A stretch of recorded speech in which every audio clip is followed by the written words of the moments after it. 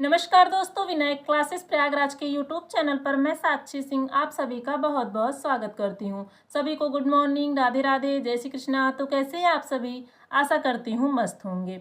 तो दोस्तों, आज हम लोग जो है बाघ के बारे में पढ़ने वाले हैं। देखते हैं कि बाघ के बारे में क्या क्या पॉइंट है। ये बाघ जो है सीटेट के एग्जाम के पॉइंट से आपके लिए बहुत ही इंपॉर्टेंट है, जो कि यहाँ से क्वेश्चन जो है अक्सर एग्जाम में बनते हैं। तो चलिए दोस्तों, बिना देर किए हुए स्टार्ट करते हैं आज की क्लास को।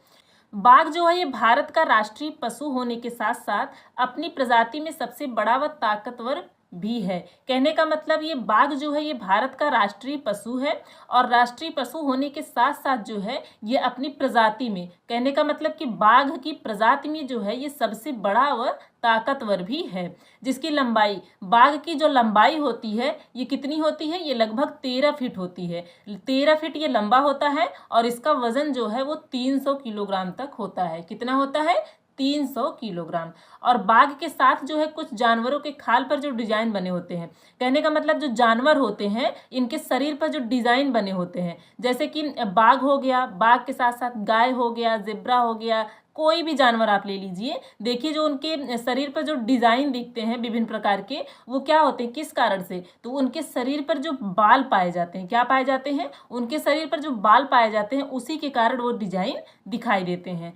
तो उनके बालों के रंग के कारण होते हैं। तो वही हम बताए ना आपको कि यदि उनका बाल यदि झड़ जाए, जैसे कोई भी जानवर हो, यदि उसके शरीर पर जो बाल हैं वो झड़ जाए तो उसका जो रंग होता है वो एकदम सामान्य हो जाता है। और जब तक बाल होते हैं तब तक उसके शरीर का डिजाइन दिखाई पड़ता है, जैसे कि उसके कलर भी जो है वो रंग के कारण ही दिखाई देते हैं। जब उनका बाल झड़ जाता है तो वो एकदम सामान्य हो जाते हैं। बाघ जो है ये अंधेरे में भी हमसे 6 गुना बेहतर देख सकते हैं। 6 गुना हमसे मतलब कि जैसे मनुष्य की तुलना में यदि जानवरों की बात करें तो जानवर जो है वो 6 गुना देख पाते हैं, और पक्षी जो होते हैं वो 4 गुना देख पाते हैं। तो जानवर और पक्षी में कंफ्यूजन होते हैं, तो कैसे इसको क्लियर कैसे करना है कि कौन से 4 गुना देखते हैं, कौन से 6 गुना?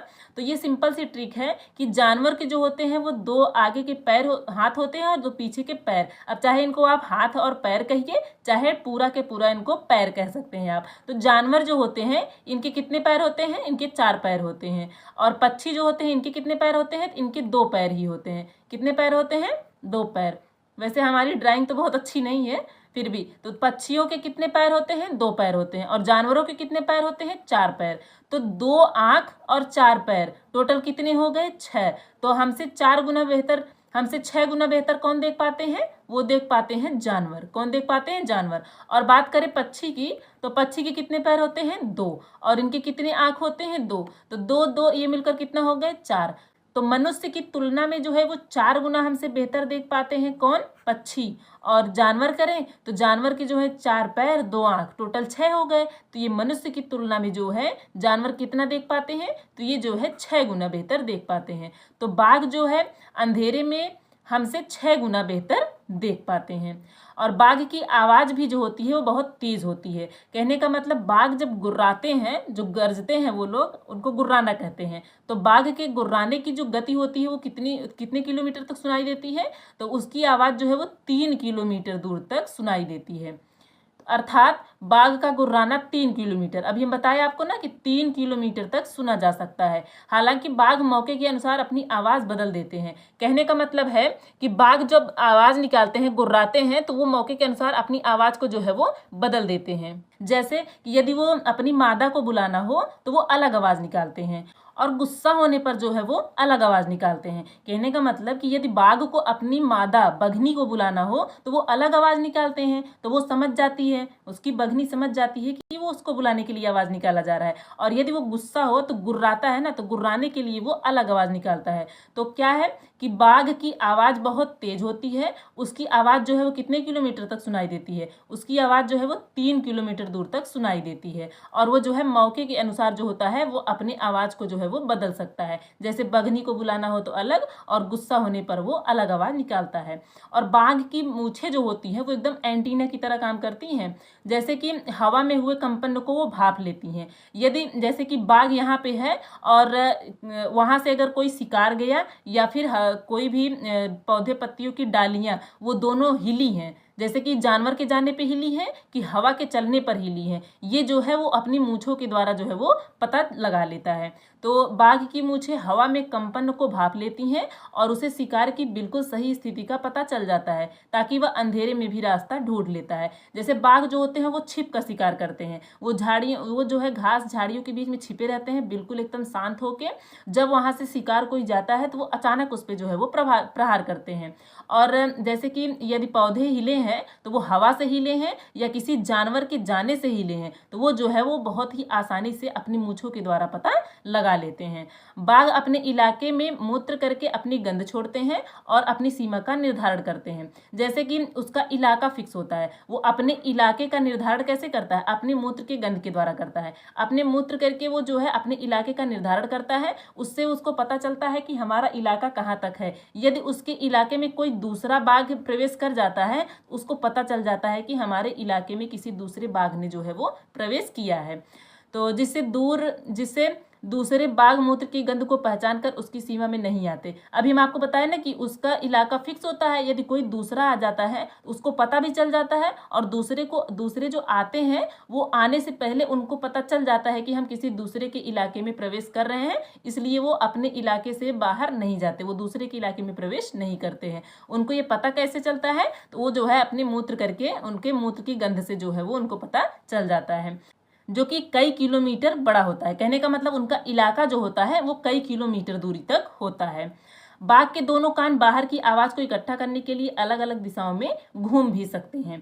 कहने का मतलब कि वो जो उसके कान होते हैं, जैसे बाघ है इसके जो दो कान होते हैं वो अलग अलग दिशाओं में जो है, जैसे कि इधर कोई आवाज हुआ, इधर कोई आवाज हुआ, कहीं भी कुछ भी हुआ, तो वो अपने कान को जो है इनके अंदर इतनी क्षमता होती है, तो वो जो है अपने कान को घुमा सकते हैं और अपने कान को घुमा कर ये पता लगा लेते हैं कि आवाज किस तरफ हुई है और किस दिशा में हुई है। तो वो जो है घुमा करके उस आवाज को उनको जो है कैच करने की इनके अंदर क्षमता होती है, तो वो पता लगा लेते हैं कि किस तरफ से ये आवाज आई है। ये क्षमता जो है बाघ के अंदर पाई जाती है। तो ये दोनों कान को अपने जो है ये बाहर की आवाज को इकट्ठा करने के लिए अलग अलग दिशाओं में ये घुमा लेते हैं। और बाघ एक ऐसा जानवर है जो हवा से पत्ते हिलने और शिकार द्वारा हिलने में हुई आवाज में अंतर कर लेता है। अभी मैं आपको बताया ना कि बाघ जो होते हैं वो जो है किसी, जैसे यहाँ पे बाघ है, यहाँ पे कोई शिकार है, और ये जो शिकार है अगर इधर से गया और ये शिकार के जाने पर ये पौधे या पत्तियां हिली हैं या फिर ये हवा से हिली हैं, तो इसमें जो अंतर होता है ये जो है बाघ बहुत ही आसानी से पता कर लेते हैं। तो यही लिखा है कि बाघ एक ऐसा जानवर है जो हवा से पत्ते हिलने और शिकार द्वारा हिलने में हुई आवाज को है वो अंतर कर लेते हैं। तो यही हुआ ना इसका मतलब, यही मैं आपको बताया कि बाघ के अंदर जो है ये क्षमता होती है। अब बात करें कि यहाँ पे बाघ अभ्यारण्य की, तो पहला बाघ अभ्यारण्य जो है वो सरिस्का है।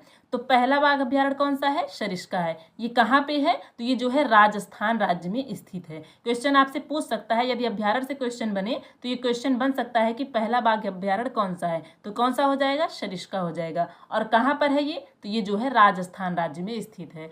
और देश का सबसे बड़ा कौन सा, सबसे बड़ा अभ्यारण्य कौन सा है? तो वो है नागार्जुन सागर। और ये कहाँ पे है? तो ये आंध्र प्रदेश राज्य में है। कहाँ पे? भारत के आंध्र प्रदेश राज्य में है। कौन सा? सबसे बड़ा बाघ अभ्यारण्य। ये दोनों पॉइंट आपके लिए इंपॉर्टेंट है। यदि बाघ अभ्यारण्य से क्वेश्चन बना तो यहाँ से क्वेश्चन पूछे जा सकते हैं, तो आपको ये चीजें याद करनी है, नोट कर लेना है। आपको कोई भी क्वेश्चन हो एग्जाम में गलत नहीं करना है। आपके लिए एक एक क्वेश्चन और एक एक नंबर जो है वो इंपॉर्टेंट है। तो जो भी क्वेश्चन बाघ से यहाँ पे बन सकते थे वो हम आपको बता चुके हैं। जितने भी पॉइंट थे सारे इंपॉर्टेंट थे, तो आपको जो है कोई भी पॉइंट मिस नहीं करना है, सारी चीज़ों को तैयार करना है। और हाँ, एक पॉइंट यहाँ पे और बनता है कि बाघ के जो पैर होते हैं वो बहुत ही मजबूत होते हैं। क्या होते हैं? ये बहुत ही मजबूत होते हैं। और ये जो है लगभग कितनी फीट? तो लगभग ये 30 फीट तक जो है ये छलांग लगाते हैं। कौन? ये जो है बाघ। और बाघ की जो है वो सुनने, सूंघने और देखने की क्षमता जो होती है वो बहुत तीव्र होती है। तो कैसी रही क्लास? कमेंट करके जरूर बताइएगा। वीडियो यदि पसंद आए तो वीडियो को एक लाइक जरूर करना। तो चलिए दोस्तों, मिलते हैं एक नई वीडियो में एक नई जानकारी के साथ। तब तक के लिए नमस्कार।